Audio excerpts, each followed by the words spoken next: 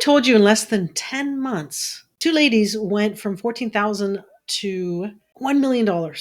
Get this, during one of the most challenging times in history. So I want to show you through a case study where I interviewed Jacqueline and Minna of the Product Boss, how they went from 14,000 to 1 million in 10 months. And they broke through their own glass ceiling. This conversation that you're going to listen to is packed with insight, strategies, and mindset shifts that you're going to love and completely transform your business. So let's get to that recording of that case study now. Record. Okay. All right. Welcome, everyone. I am so excited, so stoked. I have Jacqueline and Minna here from the Product Boss podcast, and they're going to share, and I'm going to try to do less talking if you can believe it. They're going to share their success story with my program, my coaching. And the first question, Jacqueline and Minna, is tell us a little bit about yourself, your business, and what you do. Yeah, thanks, Maria. So we are the Product Boss podcast. So we help product-based business owners grow and scale their businesses. And we have a podcast, we have courses, we have masterminds. And we've been doing this for about, I don't even know, Mina, 3.5 years. 2017. What year is it? No idea, but maybe sometime around that time. But we grew it very organically for a very long time until we met Maria, and then we started jumping into paid ads. And so we're probably about 1.5 years into it. And thank goodness we did, because it was right before the pandemic, and our business is absolutely just transformed. Mm-hmm. Right before, meaning full year before the pandemic. So it really transformed us in a way that it up-leveled our own skills too. When we kind of started off slowly, we got our voice together, all these different things. And when we met Maria, it kind of like was adding gasoline to a fire. We were able to, she just amplified our voices in a way and made it so we could monetize really quickly. And it was just great. We have a great dynamic with her for sure. Thanks. And, just so anyone listening kind of will know, I think it's fascinating that both of you are partners and you don't even live in the same city. So can you share with everyone where you live or where you're traveling? Yeah. So when Mina and I first met, I was bi-coastal, so between Los Angeles and New York. I typically am in basically right outside New York City and New Jersey, and Mina's in Iowa. So we started this business being business partners in different states. We've continued to grow the business in different states. So a lot of our business is, especially during the pandemic, has to be online. We haven't seen each other in a very long time, but yeah, that's how. So we work, our whole team is virtual and we meet with each other online. And I love that, because we couldn't do this 20 years ago. Yeah. All right. So I want to dig into a little bit, and you alluded to it earlier. What was the problem, if you can kind of think about that? What was the problem that you had prior to, getting in on my coaching?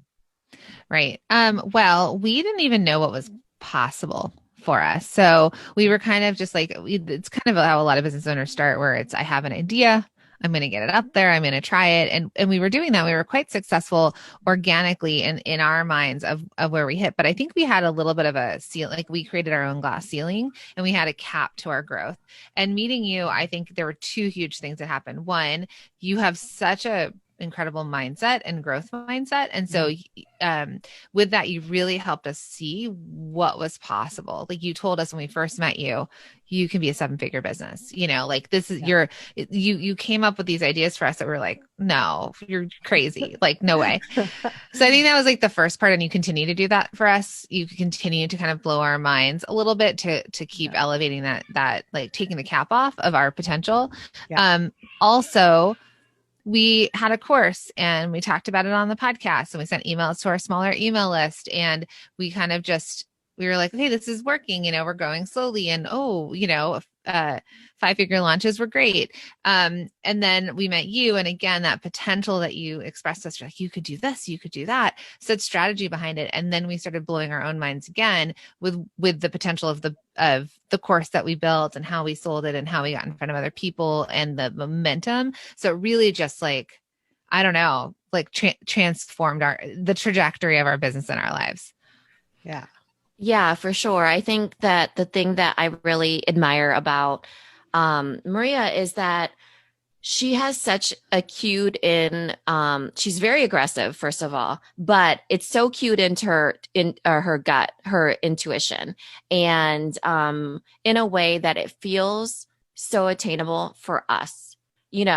And so following her intuition, but she knows, for example, that, oh, okay, this is a partnership. This is what they could do. She really is authentic in the way that she has always coached us, right? It bends in a way that, okay, this is my intuition, this is my gut for you guys, and I need to pull you through, but I have to approach it in this way because I know that you've never done ads before, because I know that you prefer this, or, I know you aren't together all the time. And so it's really fluid in that. And, but she's really tapped into these big possibilities for us in a way that still feels attainable, even though that they're bigger and crazier than we've ever imagined for ourselves. Could you have imagined being so visible now? Because remember at the beginning, it was like, what do you say on this video? And Yes. Mina's like, uh-huh. So, I think that'll lift people up. Why don't you talk about that? Because I think that'll lift people up. If someone right now is listening to this and scared of being visible, because a lot of people know, hey, you got to get visible. You got to get out there, make offers to start making money online. So maybe talk to that a little bit. Well, I know we label ourselves a lot, but it's sometimes easier for like our audience to understand or identify with us. And so as I am technically the extrovert, I mean, as technically the introvert, even though we've kind of flipped a little bit sometimes too, but thinking of an extrovert, you would think that I'm comfortable on camera, right? Not necessarily, but it was just easier for me to connect with people by getting on camera and showing up. For Minna, it was sort of, a lot of times it had to be with me and she had to get motivated to do it, right? To show up. And I know with you, Maria, you were like, you need to do this, you need to do that. Like video is great. Get on video, do a Facebook Live, it's going to really help with your ads. Like you were very much about getting us out in front of people. And it probably felt easier to me than it did for Minna. But holy moly, Minna does reels by herself now. She's online. Like, I'm like, oh, Mina's doing a live unboxing. I'm going to watch. So. Yeah, I've definitely pushed myself out of my comfort zone. But I think that the thing that really helped, because Jacqueline and I each did not know what we did not know. And I think with Maria, she was able to pinpoint what our secret sauce was. And it really had to do with our dynamic, that, that I was an introvert, that I was, that Jacqueline was an extrovert, that I needed a little bit of pushing to get, out of my comfort zone. And people liked to be part of that journey. Whereas my go-to probably would have been, well, I don't want to talk about, I'll figure it out. And then I can show up online, And she was like, well, no, this is what I'm seeing. And when you ever work with Maria, she speaks in form of story. All the time. Yeah, always. Like, she doesn't tell you what to do. She pretty much will tell you a story or a reference or who she's learned from and everything like that. And I think that that is really beneficial in how Jacqueline and I learn, because we don't know what we don't know. And so she would say, well, this is what I've seen. This is what I've seen work. But for you guys, I think this. And that story is what really helped, at least me, pull myself out of my comfort zone. Because I knew that was not just my story, that people don't want to show up online all the time, that people don't want to talk about this, or that they're an introvert. And it was just really beneficial to have someone who was able to think really big, but in a way get you there too. It wasn't just, oh, you know what? It's like how people will tell you, you know what you should do? Raise your prices. And they have no idea what that even means. But for Maria, she would tell us what to do, tell us what to say, but she would breadcrumb it in a way that we were like, oh, I can see that for myself. And it's bigger than I even imagined. Let me tell you a story about a time when this person raised their prices and did it. And now they're an 8-figure business. So maybe you guys could consider raising your prices, but it made sense for us because both Minna and I are fact finders. Like, we need facts to back up our decisions. And so I think, we really align with your coaching in that way because of, it's not like telling you what to do, because her and I would be like, but wait, will that work? And then we would have to go do our own research to affirm that choice was right for us. Has that ever worked before? Yeah. It's usually the question. So by coming at us with those examples, and I think your knowledge of, you've been in the industry for so long, and the amount of people you've worked with and your connections have really helped us kind of peek behind the scenes at places we would never be able to peek behind the scenes at. Love it. Love it. Oh my God. And like, just your growth is so explosive. Like I've just seen you all both bloom so much, and you still have you're going to the top. And I love seeing how many lives you're impacting. Let's segue there for a second, because I really want to talk about the outcome that you've had now that fast forward, like what, almost just over a year and a half being coached with me. But I want you to talk about not just your financial success, but because I know this is so important to you, it's almost the legacy you're both leaving, how it feels and the community, about the community that you've built and the females out there that you're helping. Great question. So I'm going to just start with that. I love money. Yeah. I was going to say that wasn't a desire until recently that, you know, but I say that's that impacted. Yeah. But I say that in the way of, one, women don't admit it enough, but two, I actually had such a fear of money. So such a scarcity of money, it's all going to run out. I'm going to be homeless. That's it. We're done. I don't know what to do with myself. And so money has always been a thing to me that was like, oh, this is my life vest. This is the thing. This is what's going to make sure that I survive out in the wild.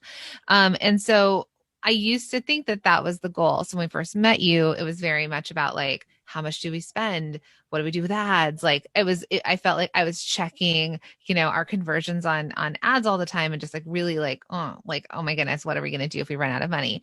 But then as we grew and we started having a bigger impact, the money was coming and the money was coming easily.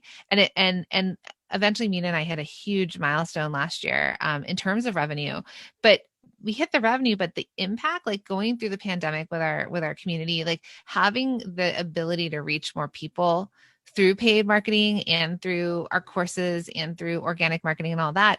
Actually, when we hit that revenue goal, we're like, holy moly, we hit this, but that actually just feels like the sprinkles on top of the impact that we're having. And I couldn't believe, for me, my mindset switched in that way, because I was like, that was the thing I always thought was my driving factor. But in fact, it was like the impact on lives, that we helped other people make money. We helped them change their lives. We helped them leave full-time jobs or put their kids through college or retire their husbands.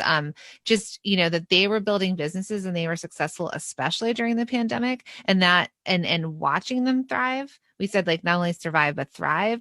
That was the thing that I could not believe that all of a sudden we had impact in the world. And then the money was just the extra special topping on top. Yeah, extra special. Because, when we first started, I felt like it was validating. The money was just a validator. So it felt like we're on the right track and we're doing all these things. And I think that when we first started, it was mostly Jacqueline and Maria saying we actually could be leaders. We actually could be known for this. And my thing is that, true, but we're already making money, so we don't really need to impact anybody. And then it just kind of evolved from there, that, oh my gosh, I can't believe how fulfilling and gratifying this is. And another thing that I realized too was that it was kind of like when they said we could be leaders, or it was like they lifted this lid off of me, that I thought, well, that means that I'm just the quote unquote talent, and when I should be working hard for something. And that's what it felt like. Like I should be working, I should be hustling, I should be doing all the things. Now, that's not to say that we didn't do that. We did do that, but it was the tweaking of the Facebook ads. I always felt like I had to get somewhere, like I can teach this when I get somewhere. I can, be the quote unquote talent when I know all the things. But really, it was, I just had to hire the right people. So I really saw that when we hired Maria and she started doing the Facebook ads, and I literally know nothing about them, nothing. And it was like, oh, it is true. I can be the quote unquote talent. And that simply means that I'm just leading the community in a certain way, impacting these lives. And that is my talent in a way, is that I get to do what I want, educate everybody. And I don't have to be 20 steps ahead of them. I'm just me, And then so that felt really validating in itself. It was a different validator. Like there's a validation in the money and the validation in that, oh my gosh, the impact that we're having. And whereas before I just thought that there was no form of being validated in that way. I didn't desire it, and it's all about stepping into your future self, right? Like Yeah. like when we first started, what would the $1 million Jacqueline and Minna do when you're making $1 million? Now it's like, what would the $4 million Jacqueline and Minna do? And then now we're going to have to say, what would the $10 million product boss company? You don't even know. Yeah. Palm fronds and someone feeding me grapes. I don't know. Is that what that world looks like? Yeah, that's right. We're all supposed to celebrate in Paris once we can travel again. Yeah. Under the Eiffel Tower. Let's talk about specific numbers. Your first month, if I recall, your revenue was about $50,000 in your first 30 days coaching with me. Is that about right? So that first challenge? Yeah. I mean, we went from having like a $14,000 month. That was kind of like our average, to then like when we started running the ads and then doing all that. Yeah, it jumped to 50. And then probably within 3 months, we were doing 6 figures a month. Yeah. And then that was that. And your first year, you crushed seven figures, right? In 10 months, we hit 7 figures, which Wow. was bonkers because that same year we started at $14,000 in our first month. Yeah. So that was the thing. We're like, January was 14, right? And then it was. And the pandemic hits. We're like, there's no way. It was a goal. We're like, we're doing paid ads. Our goal was we want to hit 7 figures. We thought that we could do that with ads. And then the pandemic hit. We're like, there's no way we're going to hit it. And then by October, we hit it. And it was mind blowing.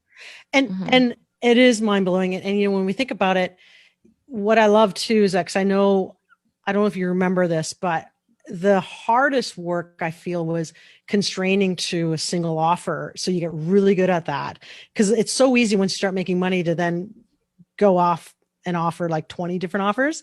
But do you remember that was like, it's like that Bruce Lee quote about getting really good at that one karate chop, right? How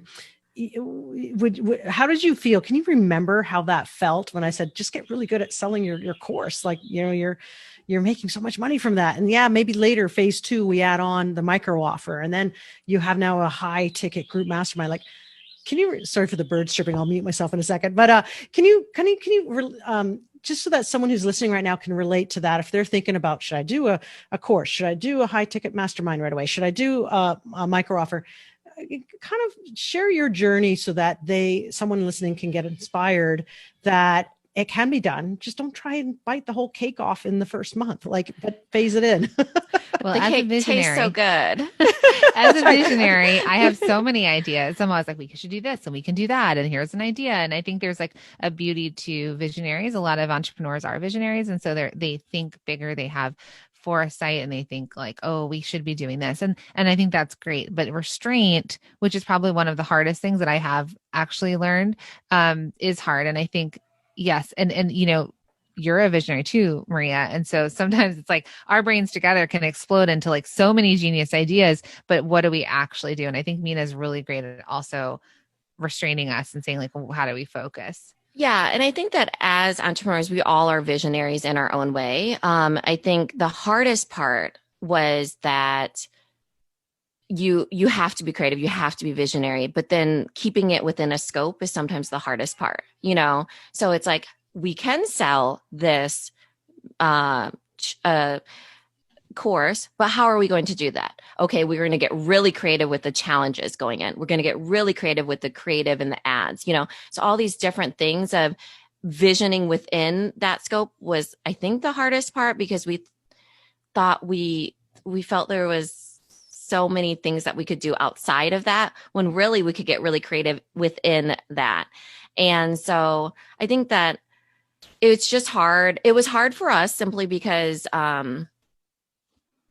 we knew sometimes there feels like there's 2 of us and we can do double the work, but we were already doing double the work, Yeah. So I think when we started, we first, conceived the original course, which is Multi-Stream Machine. It's our signature course. And that's when we kind of started working with you. And we're like, okay, we have this course, we have our list, our growth is quite slow. What do we do with it? And that's when we kind of conceived the idea of challenges working, getting people in that know, like, and trust factor, working on, like, we had a free challenge and it led to selling Multi-Stream Machine on the back end. And we also had never really been a part of challenges. Like, we didn't understand any of that. So really helping us understand it and get better. Listen, the first time we did it, we had like a couple thousand people join. And then the next time it was 3,000, 4,000, 5,000. So we've always, and we know that we can convert when we have the audience in front of us. So, or the community in front of us. So that's what we did. We did that for 6 months, I think, where we ran the challenges. We tested it to warm and cold audience. We saw the conversions. We started growing our list significantally, which was huge because I think by ourselves, Mina and I only had 800 people on our list. And now I'm in your ConvertKit. It's now 25. Is it okay if I share this number? Yeah, absolutely. Okay. 25,951 total subscribers now. So, and every time we send an email, we lose 100. So we probably would have had way more. Which is fine, you know. Yes. But we grow like probably significantly grow 3,000 to 5,000 every time we do a challenge. And the challenge was with you and that was free. And we run ads to that. And then we sell into Multi-Stream Machine and we have really great conversion into that. And it took us, you know, we ran that for about 6 months. We saw that it worked. We started gaining our traffic before we added on a new, we have a self-liquidating funnel, which was like more of a tiny offer. And we did that on this second, right? And then that's our list builder, but it's not necessarily the revenue driver. And the revenue is coming from Multi-Stream Machine, but also that visibility. And just, you always say it, it's like, I forget the exact words you say, but how much we give, right? Like that we pay it. Karma Bank. Karma Bank. Thank you. Karma Bank. Yeah. Yeah. And so it makes it feel really attainable for sure. You know, I think I like that we have somebody that we can go to when we're thinking about something and it never seems ridiculous. Because sometimes we'll be like, oh, what do you think about if we add this tier? And we don't know what we don't know. So there's a little bit of, you know, ignorance is bliss, but being naive or whatever to the industry that we come up with different ideas.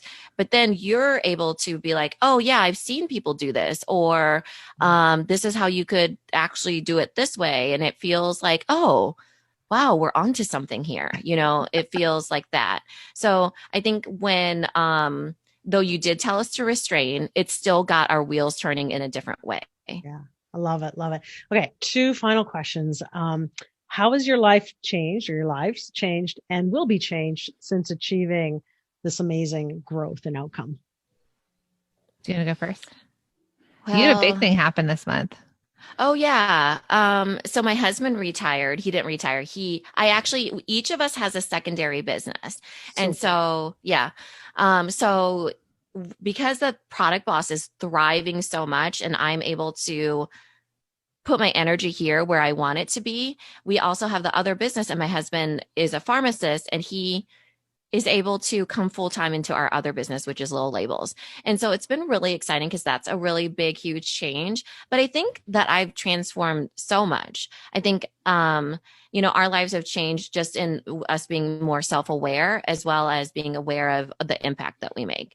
Then, you know, monetarily, it's changed as well. Our voice is very clear now and we can sell a lot of different things, but we also are being more clear in the roles that we play and who we ask these certain questions to. It's just been really exciting. I feel like I feel confident in who I am compared to before, where I was still kind of figuring it out. Not that I have everything figured out. It feels more like I'm where I'm meant to be. You know, it feels more purposeful.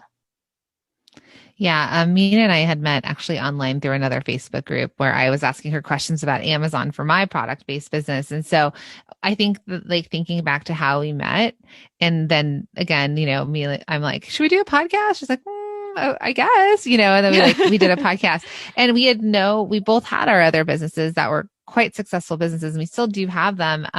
But I think this is like we started this as a hobby and this is needed in the market. Let's go and like give people information that they need, because it was totally free, right? Like podcasting, you don't get paid to podcast. Like we just aired it. And then slowly from there being like, well, how could we monetize it? What could we sell? Like, how could we help more people and impact more people through, you know, at that point we started with just like small masterminds. It was a side hustle. It was 1 day a week was the Product Boss. Now the Product Boss is 8 days a week. I know. But yeah, I think for how our lives have changed, it's kind of a similar thing with husbands. Like my husband's an actor, a Broadway actor, and it's feast or famine a lot of times. And while he had an amazing job, the pandemic completely shut down the industry. And I remember last year when it got shut down, I was like, I'm not ready. You know, it was March. It's like, I wasn't ready to take over like the full responsibility of our household, because you because I thought I had more time, right, to get the product boss where it needed to go. But we did it. Like we did what we did. And so it's amazing how our lives have transformed. I know a lot of us have saved money over, the course of the pandemic. We didn't get to go out, we didn't travel, we didn't do certain things. But I think my mindset, like I really had to have a reckoning with my mindset. I think finding true purpose. I as much as I've coached and consulted people, for 15 years, I don't think it was ever aligned with my purpose. And now somehow I have found it through the product boss because of the impact that we're having on people and the connections we have with other small businesses. Minna and I started a pledge. Like we've created the Shop 1 in 5 pledge where we've actually we're helping people make 1 in 5 of their purchases from a small business. Would we have ever started a pledge or some sort of movement before? No. So all of this happened post working with you, Maria. And I think part of it is you saw in us what we could be, and you had confidence in us before we had confidence. And then we developed that confidence. And now we are confident in the actions we're taking and in the lives that we're creating and like leading. And exponential growth. I think before it was kind of like, again, like I said, that cap. And now it's like, let's just see, let's see where this goes. Because it's really fun on this journey. I love it. And it never feels ridiculous. Sometimes we'll come to Maria and we'll be like, well, here's what we're thinking. And we'll kind of put everything out like, oh, we did this. We created this pledge. Now we're doing directory, all these different things. And she'll be like, oh, okay, here's what else you could do. Let's tweak it like this. And it's like this guilt-free growth that happens. Like she helps you, like you don't feel judged in anything. And I love that because it's like someone who can think like really, really big for you. That's not like, oh, no, that's, stay where you are. Yeah. That's stay too where big. you are. Yeah. That's too big. Or, I think you'd be better off doing this or whatever. It feels like, very, and I love that you work in natural rhythm with us, Awesome. It really helps like our growth. Guiltless growth. I love that. Actually, that's an amazing coined phrase. Okay.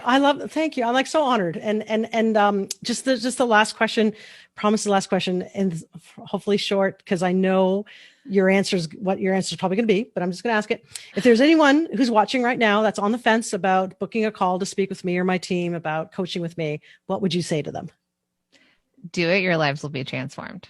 Mm-hmm. I remember the first call we had with you. It had a different background, but I remember specifically the first call we had where you talked to us about the strategy and like kind of what to do. And I think at that point we had no idea where it would take us. Yeah. But we said yes. And now look. Yeah. For sure. I think absolutely do it. I mean, meeting you're such a gem. You're very strategic, but you're very positive and enlightening and all the things. Like you're just, a mix of strategy plus a mix of intuition. And I know you're just so positive too. So it just would be a life changer no matter what, even in just that one meeting.